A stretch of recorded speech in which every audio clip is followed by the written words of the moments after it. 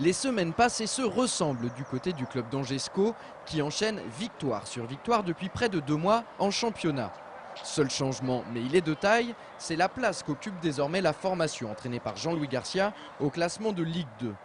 Depuis vendredi et sa victoire 1-0 sur la pelouse de Châteauroux, le SCO est seul deuxième du championnat à 3 longueurs du leader lensois. Pour autant, les Angevins n'en font pas tout un fromage. La deuxième place aujourd'hui, ça ne veut rien dire. Si on est à cette place-là dans 1 ou 2 mois, voilà, c'est sûr qu'on sera heureux, mais pour l'instant, la deuxième place aujourd'hui, ça ne veut rien dire du tout.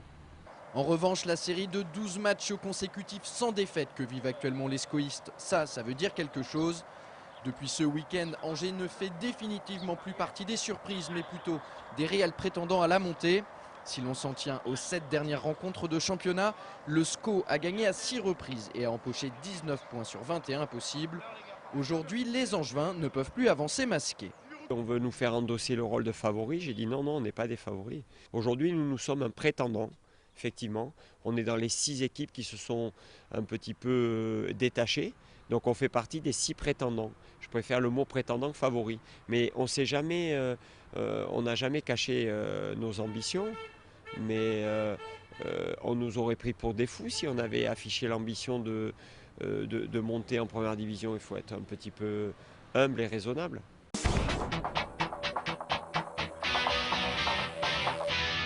Les Ducs d'Angers ont renoué avec la victoire ce week-end.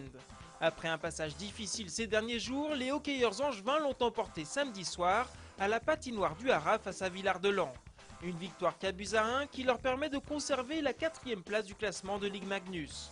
Demain soir, les Ducs se déplacent à Strasbourg pour le compte de la 23e journée du championnat. En handball, l'équipe d'Angers-Noyant continue son beau parcours en Coupe de France. Ils se sont imposés samedi 27-22 en 32e de finale à Lanester. Grâce à cette victoire, les Noyangevins s'offrent un 16e de finale à domicile contre une prestigieuse équipe de première division. C'est en effet Ivry qui sera le prochain adversaire d'Angers-Noyant le 7 ou 8 février prochain.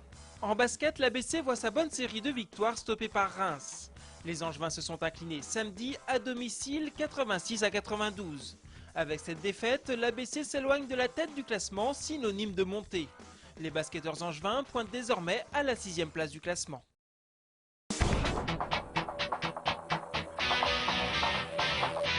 Et pour terminer, notez que l'invité du Sport 7 de cette semaine, c'est Michel Mindru. Le photographe angevin vient tout juste de rentrer d'Argentine où il a couru l'édition 2009 du Dakar.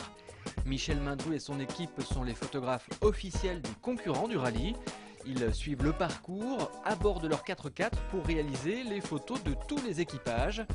Attention, cela fait 28 éditions de suite qu'ils suivent ce rallye et pour une première sur le continent sud-américain, ça a été une véritable aventure.